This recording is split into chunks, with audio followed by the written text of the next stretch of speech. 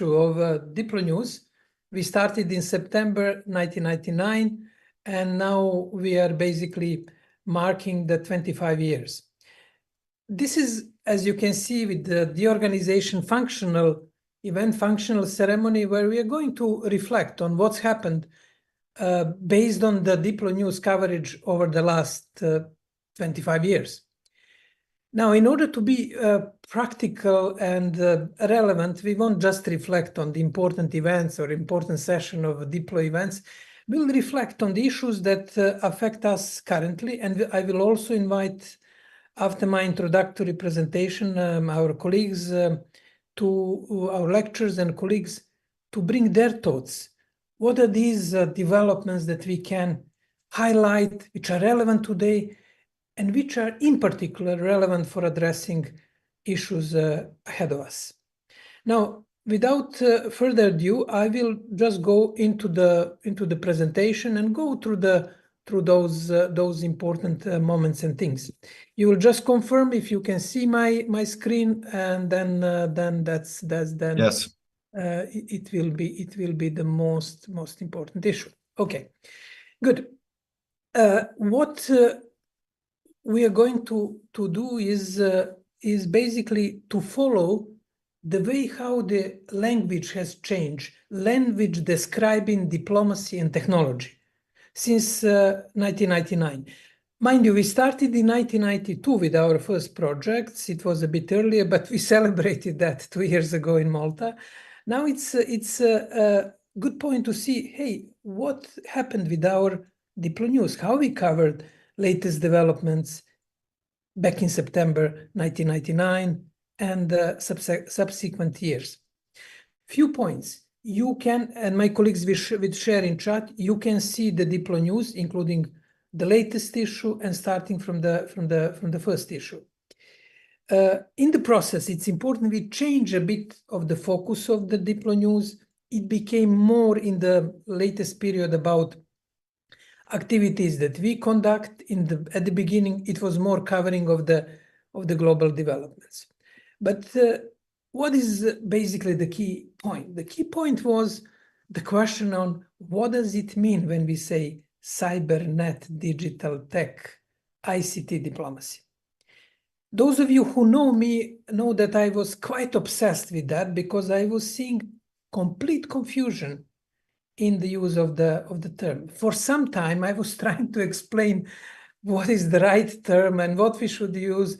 Some sort of French Academy of Languages trying to use a proper language, scientifically correct. But a long time ago, I gave up on it for two reasons. One is that this field is in constant flux. And second is that use of terms is not a matter of correctness of truth. It's a matter of different things. Let's say, academics wanted to start a new research field, write new book, write new journal.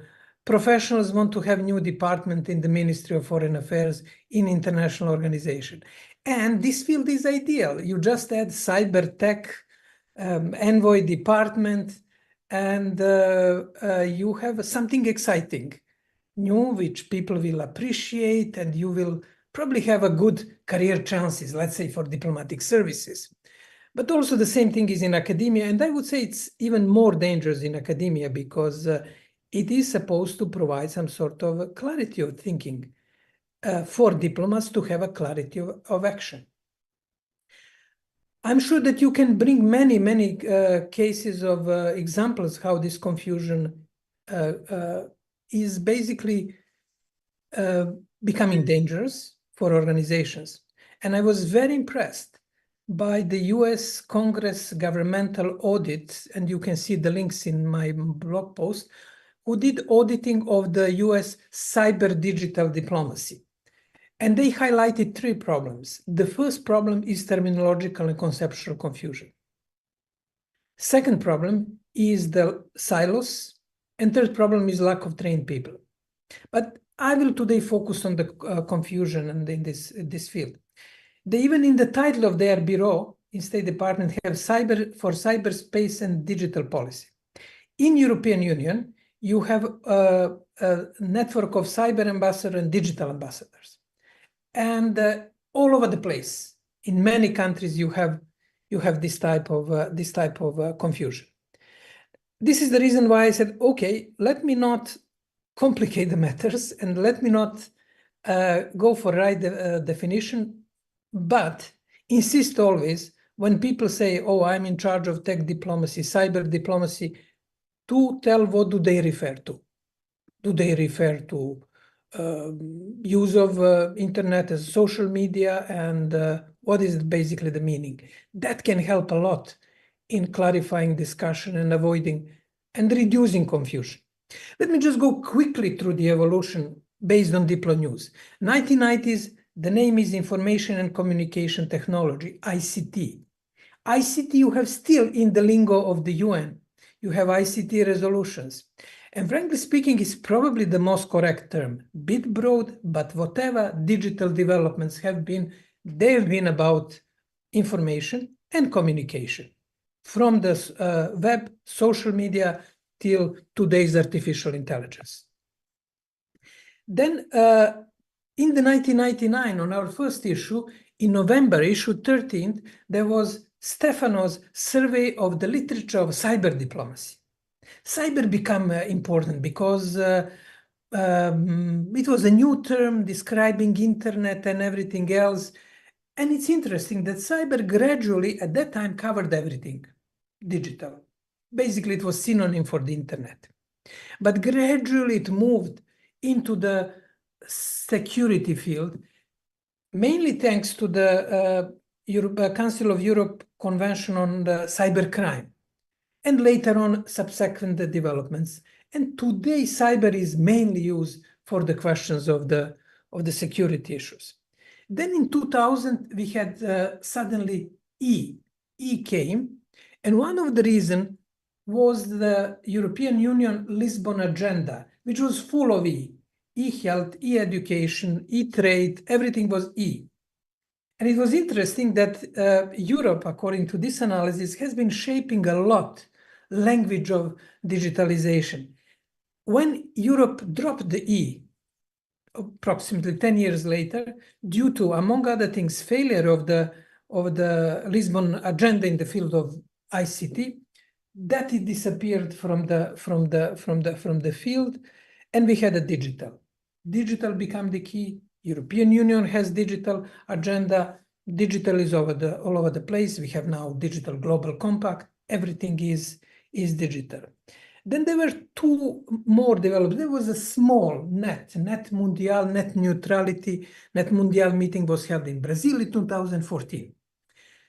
And the latest in this soup of acronym is tech. It's very interesting because etymology is technology. And then when you say technology, diplomacy, basically it means anything. Even writing is technology. Cars, buses, everything is technology. Therefore, we can go for this precise linguistical interpretation, but contextual interpretation is slightly different. Denmark established tech diplomacy office in Silicon Valley. And if you can recall, it was like a big thing that they established representation to the San Francisco and tech companies. It came with the wave of the tech in 2015-16, and it was interesting to really dig this archaeology in DiploNews, where you had big tech, you had techies, you had fintech, everything was tech.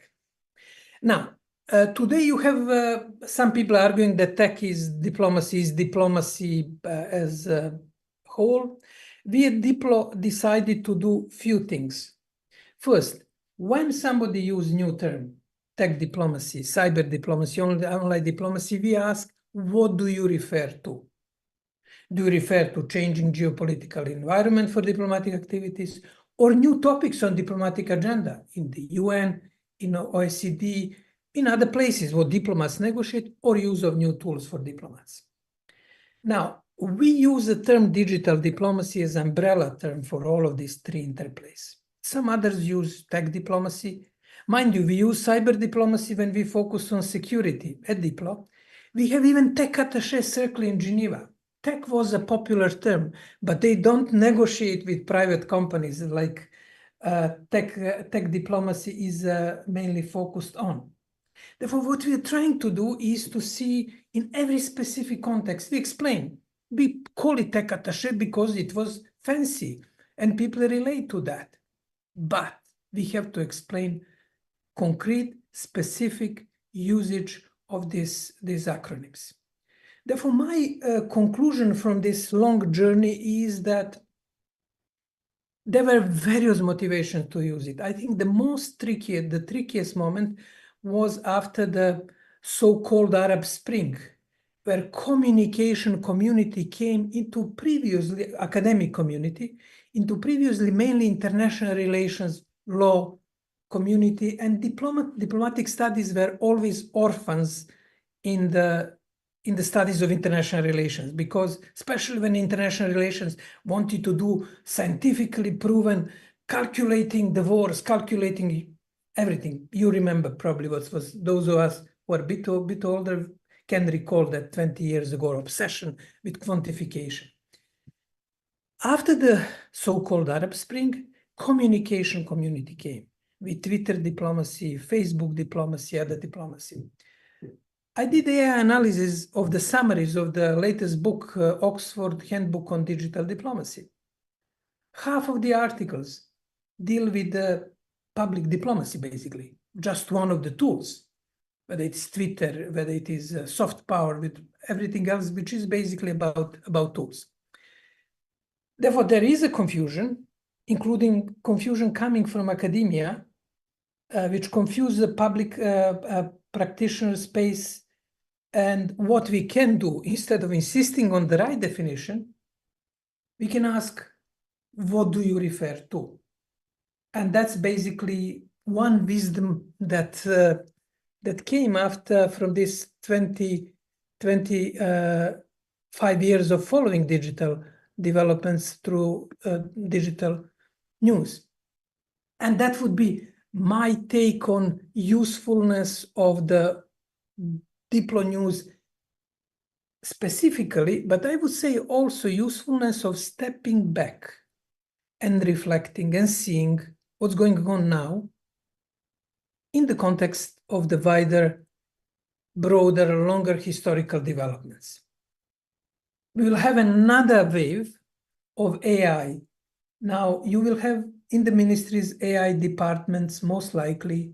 You will have, again, books on AI and AI diplomacy and other things.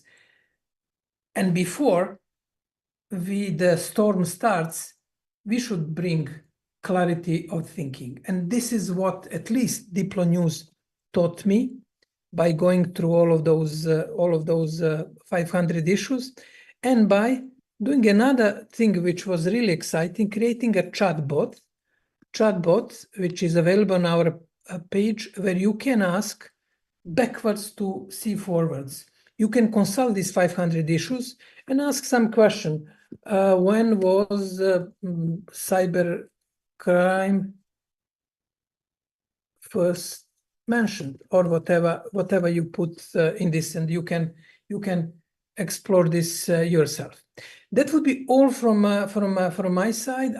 Well, here is what, according to DiploNews, in what issue of DiploNews, DiploNews from 2000, issue 21, in 2000 was cybercrime mentioned, and then you can go and consult that specific issue. That would be my sort of take from this 25 years. Now, I hope I set the stage with this specific example, but now I would like to invite Ambassador Baldi, Stefano Baldi, good colleague and friend, who, by the way, in November 1999, collected books on cyber diplomacy. And I have a great laugh when, for example, some academics tell us that the digital diplomacy studies started in, let's say, 10 years ago, because they know that they wrote this book, and it's becoming sometimes even tragicomic. And I gave up on telling, hey, there were some people who were doing reflections long time ago. And one of them is definitely Stefano. Stefano, over to you for your reflections over this, 500 issues. Go ahead. Thank you, Jovan. I always listen to you with great pleasure and attention, and I'm so glad to be back with some friends and also with some new faces as well. 25 years needs always to renew and be dynamic, and that's one of the advantages of Diplo. You know, what you've just gone through in terms of terms, but it's far more than that you mentioned in this 25 years and 500 issues, made me think in many different ways. So I try to concentrate on just one of the possible things that I could say or could react or I could share with you. But before sharing, let me close the window because now a helicopter has decided to fly over the place where I am, and you might not. Okay. Okay. Now it's better for me. You know, this is the Murphy's law. No, we are sure that it's not your avatar now. That's nice too. Helicopter is a reminder. It's not your avatar. It's yourself. Go ahead. It's not my helicopter anyway. No, I was thinking of and you already mentioned something of the past, so I'm sorry that I will refer a little bit to the past, but also I would like to get to the present. The way I see one consideration first that I have to make on this 25 years, and this is not for, you know, it's just a recognition of facts, is that Diplo has always been ahead of what was going to happen in the diplomatic world in terms of organization of work, of needs, of activities. And I remember very well, since you start from 1999, we were there then in the middle of the wave of you know, IT in terms of internet. That was the time. Of course, internet started much earlier, but diplomacy and diplomats, they always come, let's say, a little bit later. It's normal. It's not a criticism. It's normal. But that's what was happening at that time. And one book you didn't mention is our book, Internet Guide for Diplomats. And I mentioned this because when we have to prove that something was being done a long time ago, I can say that you and me and Diplo published this 25 years ago. So people, when they say 25 years ago, Internet Guide for Diplomats, you know, they start thinking that there was something already going on. There was more than reflection. There was also, you know, taking stock of what was happening, trying to give, if anybody look at that book, it was very, very pragmatic, very concrete. It was not a discussion about the philosophical nature of the internet, but it was on how that was affecting, changing, and possibly biasing the activity of every diplomat.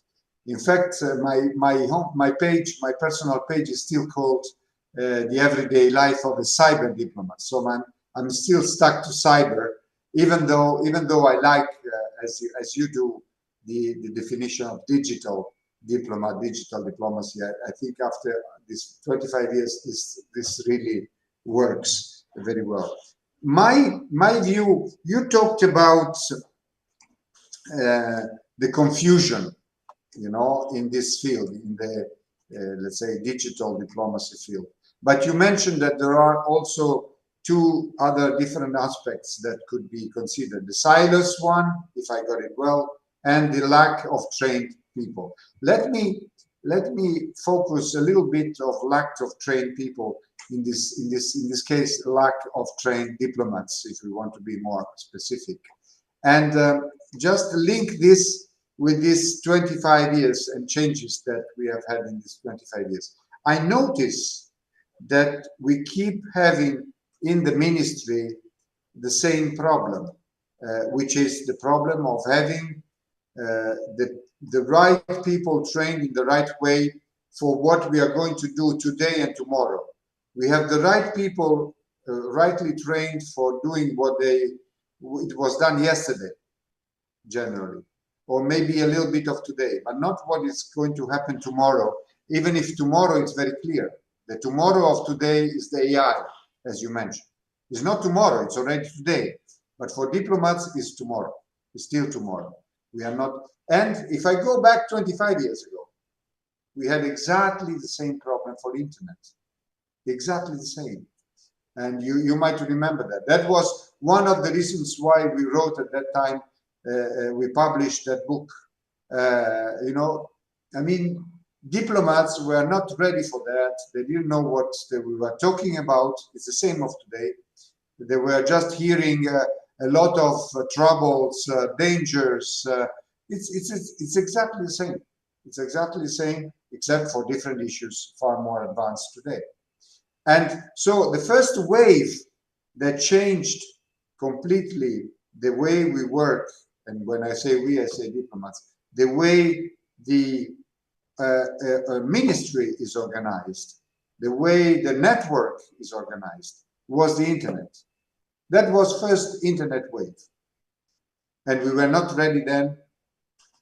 We got ready. By the time we got ready, there was the second wave, which was perfectly, at least for me, anticipated by DiploFoundation again, and by the discussion or by the information on the DiploNews.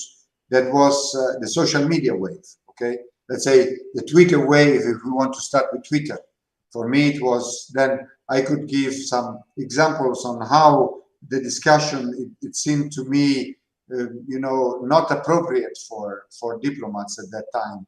And it became appropriate, you know, very few months later. So again, there was a second wave where diplomats were not ready, and it was the social media wave. And now we have the third wave, where, of course, in my opinion, again, DiploFoundation is leading in terms of reflection, analysis, examples, experiments, because we need experiments, and which is for diplomats, which is AI. So again, after 25 years, with the third wave, and there will be a fourth one, I don't know when, but now we have to metabolize the third, even though the first one and the second one are not completely metabolized yet. Maybe the first one, yes, not the second with social media. But still, things are moving, and diplomats need to change. Diplomacy needs to change, and it is changing. And maybe sometimes it's not a choice. It's we are forced to change. New diplomats, young diplomats, junior diplomats, they need to be very different from what they were 25 years ago. And I'm not sure that the recruitment in many countries take care of this. So if recruitment doesn't take care, of course, training becomes even more important once they are in the career. So now, again, training was important 25 years ago, was essential 25 years ago, and it is essential today, just to keep moving and to keep changing like we have to do. And I think Diplo, and I'm not saying this because I've been there for 25 years, but just to take my, you know, to witness what I've seen, Diplo has always been instrumental to this, for those who were able to get it to. Well, I didn't mention the online learning thing, which now is something taken for granted, but you know, when you have this in the beginning of 2000, it was just science fiction. So this is to prove that the things have to keep moving, and it has a lot of value. For me, it will be value as long as I can follow and attend, and maybe also be part of it. But of course, there are fortunately new forces coming up, new ideas, and it's always very important to be ready to take all this on board. I think I took even too much of the time, but I wanted just to share with you this, let's say, experience of only 25 years, about 500 issues. Thank you, Stefano, for well being with us since 1999. We have two more veterans, I would say, Kishan, whom I met in Malta, and Petru. But let's go to youngest person in our community who joined a few years ago. It's Anya Jajic, member of our AI team. Anya's background is in artificial intelligence, but she started obviously learning about diplomacy. Anya, what would be your reflection? Are we getting wrong by reflecting on the past, or what would be your reflection on the using the past, and what do you think? What is the present and what will be the future? Well, definitely it's not wrong to reflect because all the models, everything that we build is actually based on the data that we have. So it's a lot of things that we do in the past and we did that are reflecting in our models. So for me, interesting thing is that when I joined Diplo, it was 3 years ago, we started building our AI team. And then when you're long enough in Diplo, you realize that you were doing AI since ever. When you sent us your master thesis, we could see some expert systems in it, and it was written in 1992, if I remember. And when we did that presentation in Bern, we told the timeline. There was Humanism Project, and even though I thought that Jovan and I, when we made some small AI team in the beginning, we were some pioneers of AI in Diplo. It was actually started a long time ago. So definitely, whatever we do, we are reflecting to the past in our AI systems. But since I came to Diplo, there were some really huge developments in AI, and we started doing AI, Jovan and I, by playing, researching, and seeing what is there new. And now it's in almost every sphere, and everyone is researching AI. And it's even for us who started on time, let's say, hard to catch everything that's going on. So we had large language models which had huge developments in past years, chatbots. Now we're doing RAGs as well. So it's a quite fast developing area, but it's a really interesting one. So we are still looking in the past data. So I think that everyone is, and we shouldn't stop doing that. Thank you, Anya. That's I have to admit that for me the most important are discussions with Anya and the young people. Or last week when I was at Sofia at the Diplomatic Institute, and their questions were fascinating, and that's good to see that there is this trajectory which is based in core humanity. It's not just the latest tech. We're still facing the similar dilemmas. Thank you, Anya. We move now to for a quick reflection to the dear colleague and friend Ambassador Rana, Kishan Rana, whom I met at the Indian High Commissioner in 1999. He came for the bonus discussion or event, and I was curious about his reflection. He was curious about Diplo. Kishan, what is the echoing message from these 25 years when it comes to both your huge experience in diplomacy per se, excellent writings, and also a curiosity to learn new things?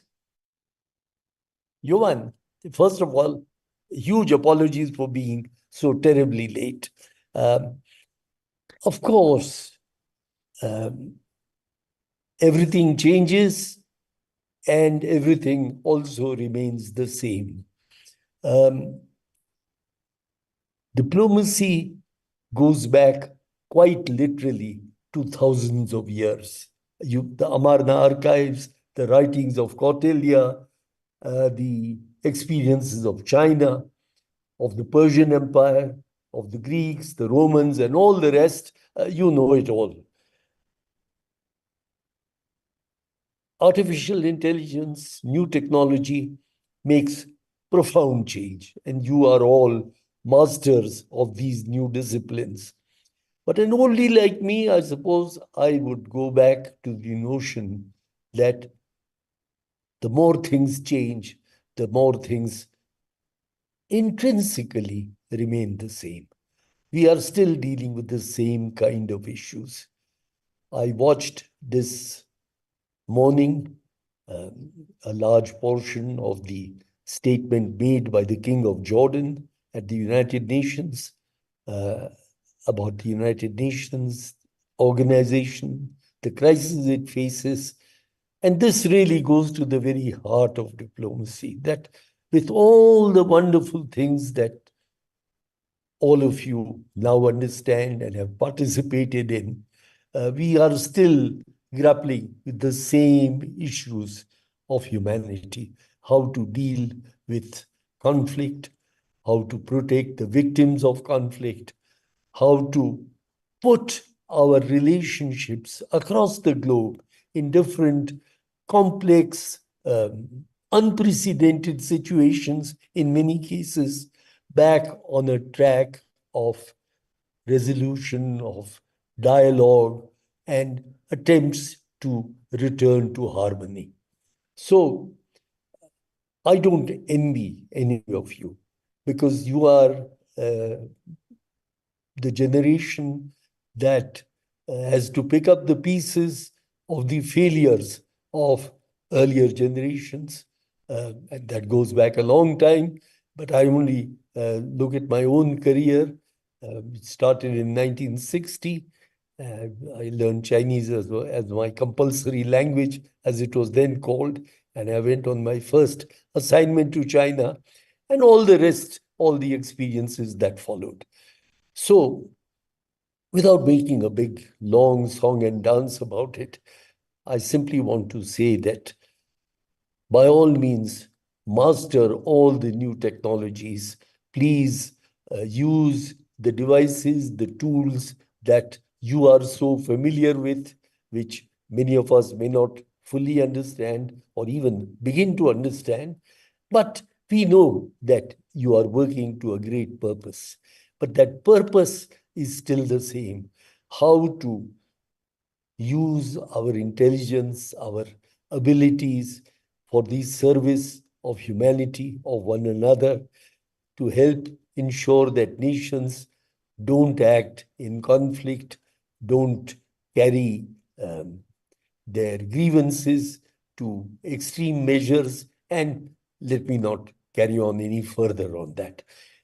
I have just one small personal thought, which is that sometimes I get the feeling that the younger generation of diplomats, of scholars, of researchers, of people like yourselves, you are sometimes perhaps a little hesitant to enter into conversations, enter into dialogue.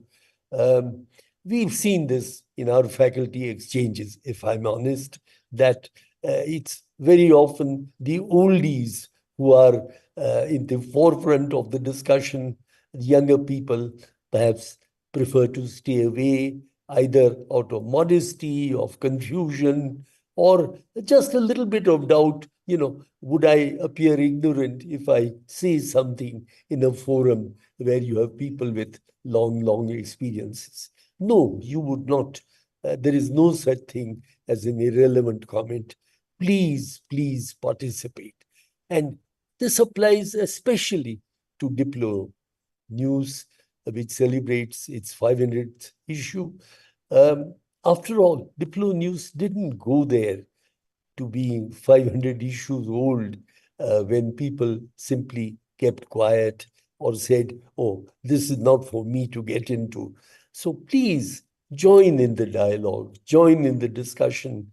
Let our institution, Diplo, that we all greatly admire, to which we are attached, and the inspiration that Johan has given quite literally through his working life to this institution. This is not just Johan's institution.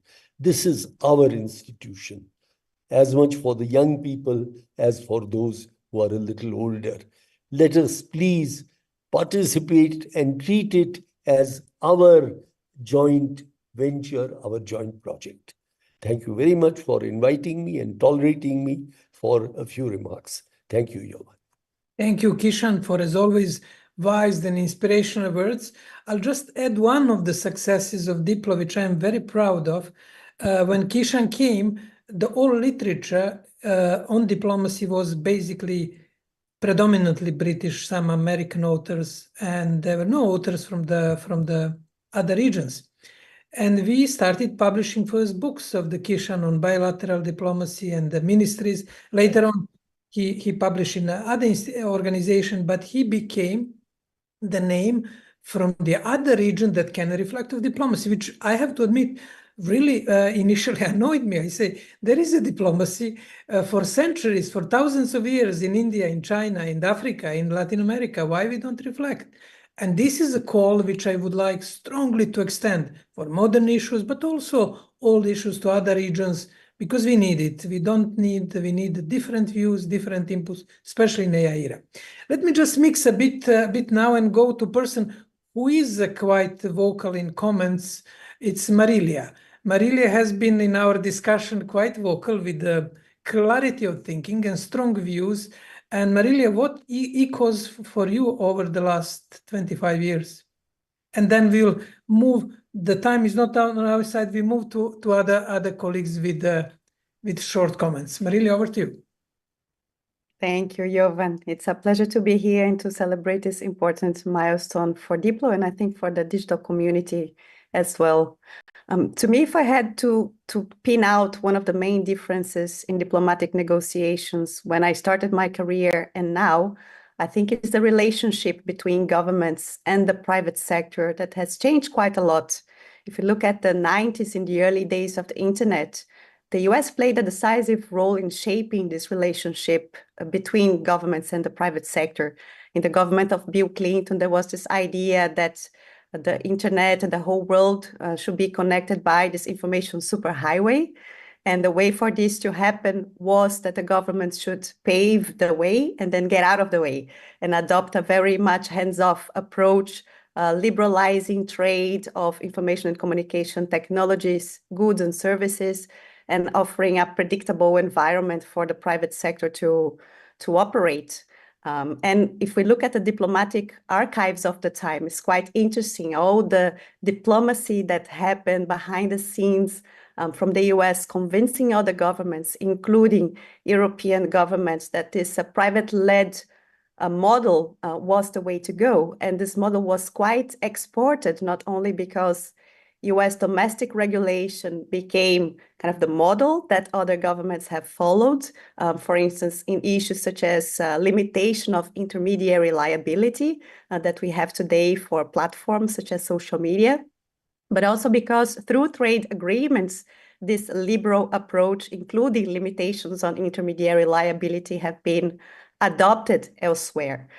So all the other countries, they all wanted to have their own national champions to create their own Silicon Valleys, and limiting the responsibility of companies was a way to foster innovation in the view of the countries at the time. So if we fast forward 20 years, we see a very different landscape today. And this is quite remarkable. We came to understand that, yes, in some cases, intermediaries have played an important role in terms of democratizing access to content, to making us communicate more smoothly. But at the same time, they did create a lot of social problems that became clear with Cambridge Analytica, but also in the many hearings that happened in the US and in Europe as well, pointing out problems related to democracy, privacy, mental health. So we have quite a shift away from this hands-off approach. In Europe, we have the DSA, the DMA in place, which tackle problems that are very sensitive and content-related, such as disinformation. And just leaving a note that if you want to discuss more on platforms and disinformation, we have the launch of a report that Diplo just finalized coming up this afternoon at 2:00 European time, which is called Decoding Disinformation. But I think the change is more deeper than that even. I think that as a world, we are moving away from economic liberalism and liberalization of trade as we used to know. There are good and bad sides to that. But different countries are not only taking a much more strong national security approach, but also controlling the flows of trade.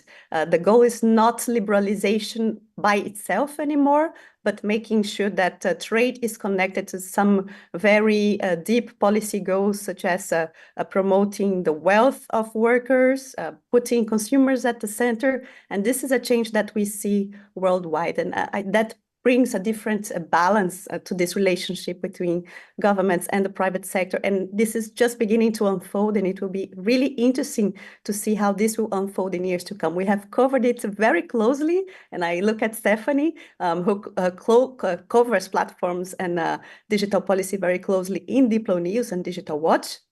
And I think there will be much more to say in years to come about it. Thank you. Thank you, Marilia, and for this good reflection. And it is also on the cognitive side. You know that even today, governments are a bit reluctant to deal with digital because they were told 20 years ago, you don't understand it. It's not for you. Even this Barlow Declaration from 1996 about freedom of cyberspace. This space is not for governments, it's for us, whoever they are. And that's an interesting one. We should go through DiploNews and see how basically governments were forced for different reasons. You're conservative, you don't understand the latest, some authoritarian, for whatever reasons, justified, not justified, were basically instructed to stay off. And they're now coming into including diplomacy. Hey, we have to do something with this. You introduced Stephanie nicely, Steph. Over to you for reflections on this 25 years from your angle. Platforms, or Steph is now directing CADE project with European Union on civil society and inclusion. Whatever you find relevant, go ahead. Thank you, Jovan. Hi, everyone. A pleasure to be here. And it's a big celebration to be marking the 500 editions of DiploNews. I remember being involved myself in publishing some of the DiploNews many years ago, 2007, 2008, so really many years ago. And referring to what Ambassador Baldi said earlier, Diplo being always on the forefront, I think the 500 editions really provide a historical record of the evolving trends in diplomacy and in digital policy. So it's a really a treasure trove. My reflections are on the evolution of the way that we communicate and the way that we publish. And this is because I think I'm the few who was involved in the publication of the earlier versions of DiploNews at the time. That even the design of the emails was different for those who recall. And I have here what Ambassador Baldi refers to. So this is actually the physical copy of your book, and I'm seeing Stefano's well, it's a physical book, right? Do we really buy physical books, or at least do we buy the same amount of books that we used to buy in the past, right? There are some elements of the way that we communicate that have stayed with us, but there are others that have changed. And if I recall,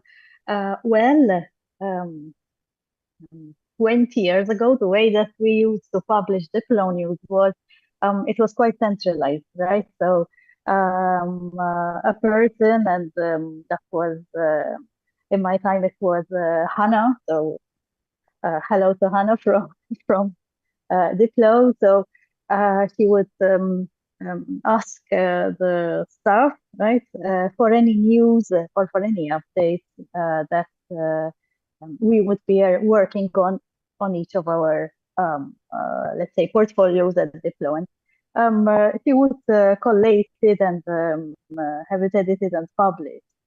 But further down the line, the way that we gathered information changed drastically, and it is a reflection of how the communication also changed, right? So Today, it's a decentralized approach. It's we all communicate, we all put in the bucket, which is the online version of DiploNews, the things that we want to communicate, right? It's still edited and published in much the same way, but the way that we gather the information is much more collaborative, right? So the collaboration, the element of collaboration was a really shift in the way that we have been communicating the past 20 years. I mentioned that we. Go ahead, Seth. Oh, sorry. I'll just be quick. So we do publish in much the same way, augmented by social media, etc. One thing that remains is the use of email. This is perhaps something we really take for granted, but it's the one thing that has accompanied us from the start, and it's still with us today. What we don't know is how AI will be changing these things. So I'll stop there. Just a few reflections on the communication element based on experience. Thank you, Steph, for bringing also the modus operandi, which is very important. You participated, I can see Valetir Katranjiev from Bulgarian Institute, who also contributed, Hannah Slavic, now recently Dilan. And this is true, it is changing the way how we collect information, collide, these days, obviously, with the use of artificial intelligence.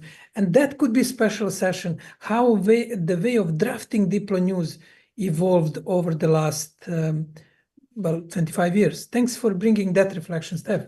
We move now, I think Petru Dumitriu is with us. Petru is one of the, let's say, people who were in 1992 related to Diplo, associated and knew about Diplo together with Stefano and Kishan.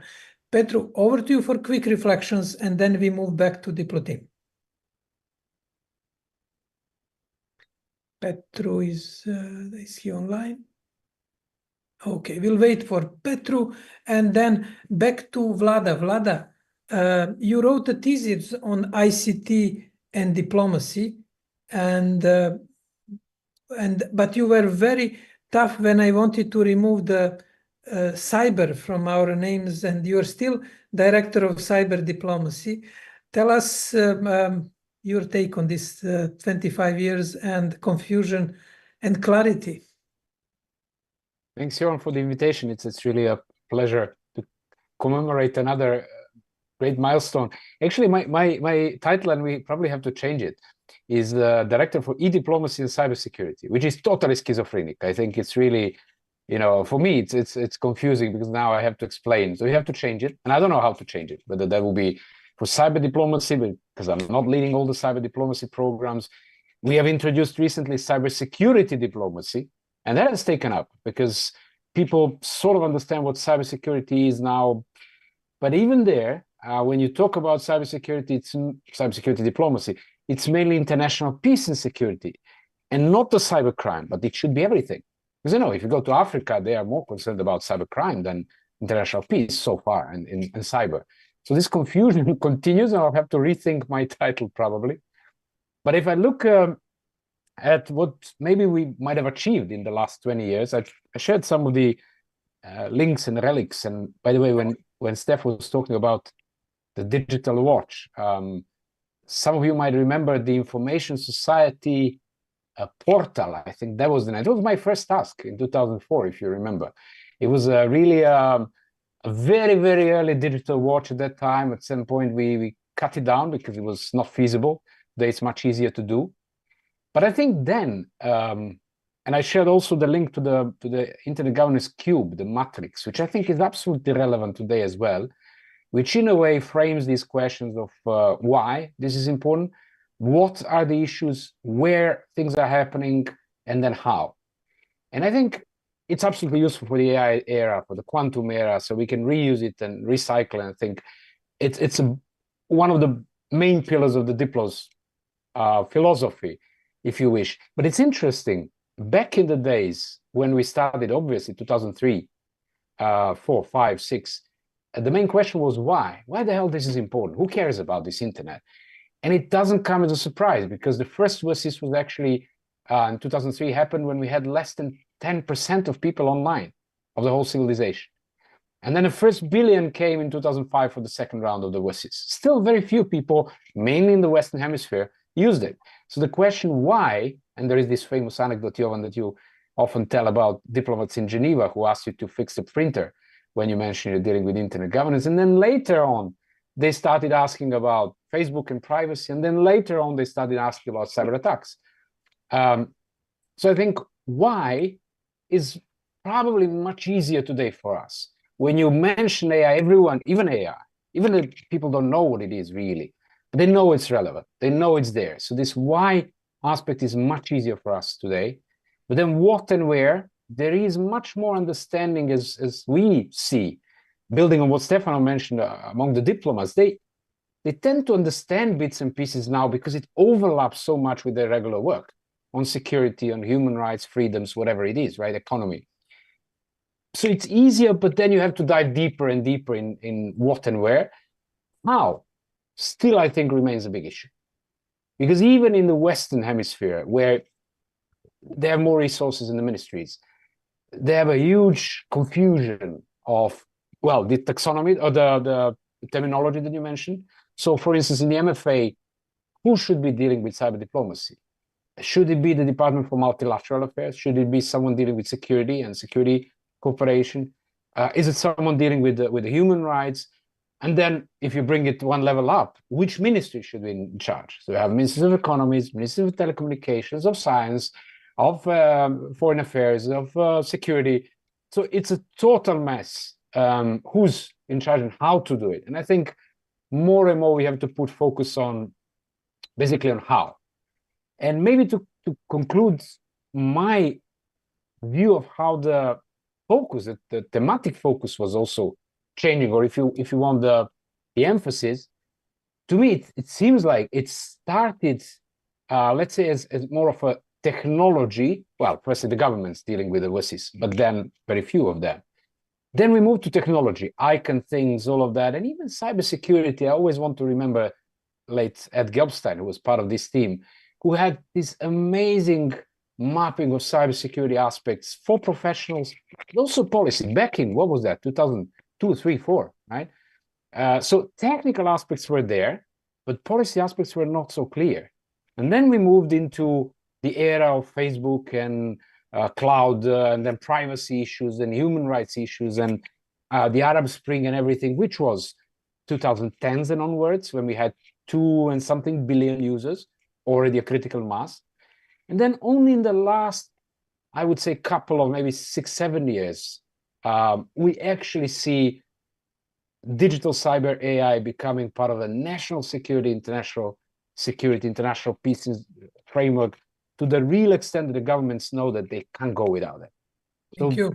That's maybe the short summary of my experiences. Back to you. Thank you, Vlada, for recalling, and I think substantive this element from why to how and all confusion. I think Petru, you unmuted yourself. Let us take your feedback as we are running gradually out of time, and we have a few more speakers, but it's critical to hear your views. Thank you very much, Jovan. Yes, it's a miracle that I unmuted myself, because I'm walking on the streets of Bucharest, and I have the small screen, which I cannot see it without proper glasses. But thank you for the invitation. So just my reflections goes to the very low level. You said everything in the debate so far. The very low level as a person, as a diplomat, as a person who exercise in the past this beautiful profession. My points, in fact, are less optimistic than the tone of your discussion, taking aside the total mess notion enunciated by Vlada. So I think what digital era brought to us since the beginning of my career as a diplomat is that the beauty is lost. The beauty of listening a beautiful speech. Kishan mentioned the speech of the King of Jordan. You cannot imagine how rewarding it is to be in the room and to hear personally the words of a king or the words of a pope or the words of a president. I was still in New York when I heard one of the last speeches of Fidel Castro, long speech, a beautiful extemporaneous speech, etc. We lost the power of the arguments, of the construction, of the logic of the construction. We lost the attention of the audience. When I first entered into the Commission on Human Rights, I felt like I was in a temple. You know, people were listening carefully, noting what the speaker had to say. Then everything gradually was lost. When the laptops made their appearance in the commission, then there was less attention to what the people on the podium said.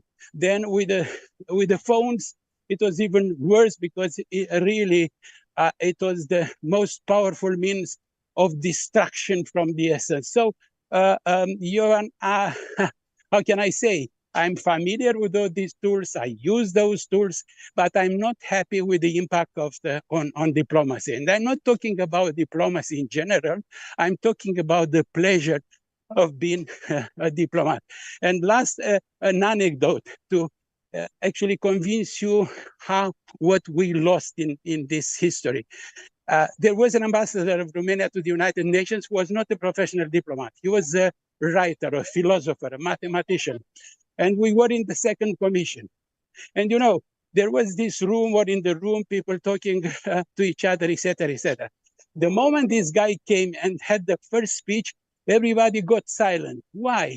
Because they understood that there is something special, that is someone new, that is a new kind of discourse, because this gentleman did not like to read the speeches written by us. So this kind of, in the world of Twitters, in the world of this dialogue, concise dialogue with no argument, just verdicts, just opinion on some issues, I think the beauty of the diplomacy was lost, and obviously it was lost forever. We as diplomats, we can adjust to the changes, no problem. We will be, active users of the new technology of artificial intelligence. But the beauty, this beauty of diplomacy has been lost. Thank you. I hope you heard me. Thank you, Petru, for bringing aesthetics. We live in the functional world that everything has to be efficient and effective, but we have to enjoy. I wish we have this celebration somewhere in Geneva, maybe in the bar, and have a great discussion. But it's a very valid point. We have now 2 more minutes according to planning. With your kind, I propose the following thing, because we have a few more interesting interventions. We'll just go slightly over the time. Those of you who have to leave, just leave, disconnect. Don't feel bad about that. We'll use a bit of Mediterranean perception of time because there are so many useful interventions. Now, one of Diplo's core was to extend to the other regions and continents, but not just for the sake of ticking the box, but substantial. We said Kishan's contribution from Indians thinking in the diplomatic studies is a tangible contribution which enriched everybody, including Euro-Atlantic, European, and American thinking spaces. Now, we go quickly to reflections from Mavende. Mavende is based in Kenya, and Sita based in Indonesia. Sita, its time is still a reasonable time, but let's hear the quick interventions from you, your perspective of Diplo from the other regions. Over to you. Unmute yourself. To me, Jovan? Yes, go ahead, and then Mavende, if you can. Yeah. Sita. Okay, I'm quite new at Diplo because I just joined like 2 years ago at Diplo. But I think one of the key elements that Diplo brings, especially in the discussions with the Ministry of Foreign Affairs here in Jakarta or in Indonesia, is that they are really appreciate that Diplo can really bring the AI into the implementation. So AI in diplomacy and how to use AI effectively in the diplomacy without using the sophisticated applications or sophisticated tools is really important for them. For me personally, I think Diplo has grown. I think Diplo has makes its relevance more relevant currently. With I think Diplo has been able to meet the growing needs of diplomacy and digital governance and internet governance, and I think that's what I see Diplo is. I hope that's sufficient. I'm sorry I cannot open my computer. No problem. My Thank you camera. for your intervention, and thank you for all you are doing for our cooperation with Indonesia and the Indonesian Ministry of Foreign Affairs and ASEAN countries, which is another vibrant and fascinating region in this field, culturally, technologically. Mwende, could you unmute yourself? No. Hello, you can hear me? Yes, Mwende, please go ahead. Okay, yes. Thank you for this opportunity to just reflect for the over 25 years that DiploNews has been published. It's more than we think in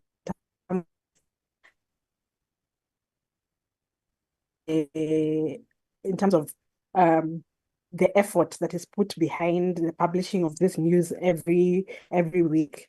To come to 500 is really a major step in how Diplo has grown.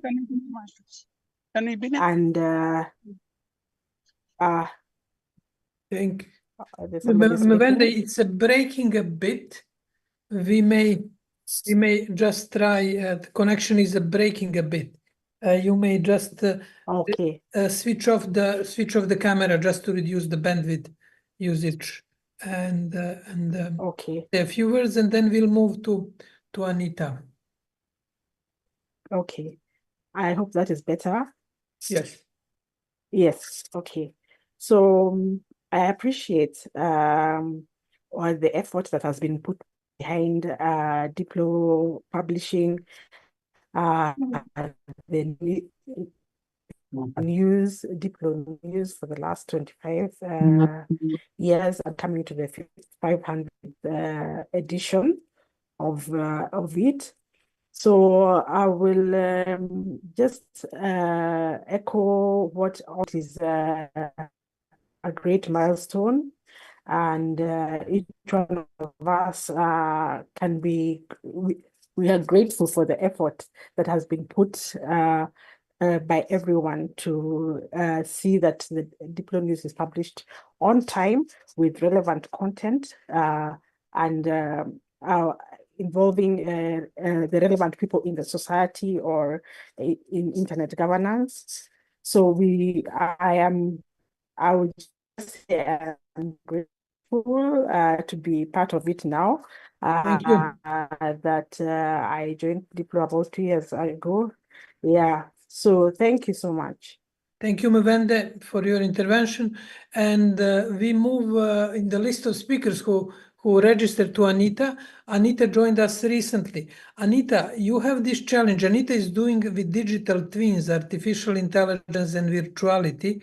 And how we are going to preserve the beauty which Ambassador Petru Dumitriu mentioned. Could you just make a quick reflection on that? And Anita ran the course on the future, how to think of a future. That could be probably nice concluding remark from your side, how we move forward. Unmute, please. Unmute.